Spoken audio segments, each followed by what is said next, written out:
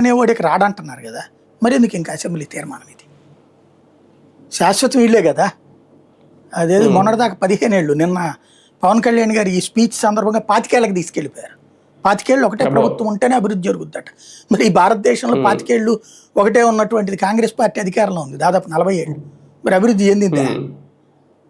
ఇక్కడ పాలకుడిని బట్టి ఉంటుంది తప్పించి ప్రభుత్వం ఏళ్ల తరబడి ఉంటే కాదు అని తెలీదా?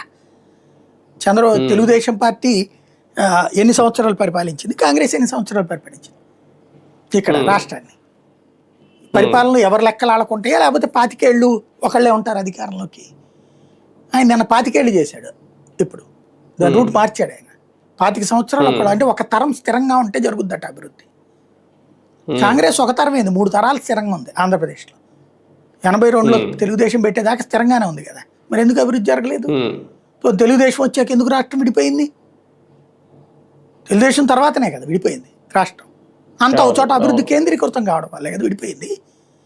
కేంద్రీకృతం అయిన చోట వాళ్ళు మాకు కావాలి మీరు బోండ్రా అన్నారు, మళ్ళీ మనం కొత్తది ఎత్తుకున్నాం. అప్పుడు వికేంద్రీకరణ జరిగినట్ట, డెవలప్మెంట్ జరిగినట్ట కానట్ట? ఇక్కడ మనకేంటంటే ప్రస్తుతం మన నాయకుడు మేధావి అని ఎవరి కాళ్ళు ఫీల్ అవుతాం, మేధావుల్లో కూడా ఉంది. అది మన దౌర్భాగ్యం. అందువల్ల పార్లమెంట్ లో ఏమన్నా చర్చకు తీసుకొస్తారా సార్? పార్లమెంట్ లో ఏమన్నా వీళ్ళ అభిప్రాయం వినిపించే అవకాశం ఉంటుంది? ఖచ్చితంగా ఇది కనుక విభజన చట్టంలో యాడ్ చేసిన రోజున వైసీపీ వాళ్ళు మాట్లాడతారు. బుద్ధున్నోళ్ళు అయితే ఈ మాట మాట్లాడాలి.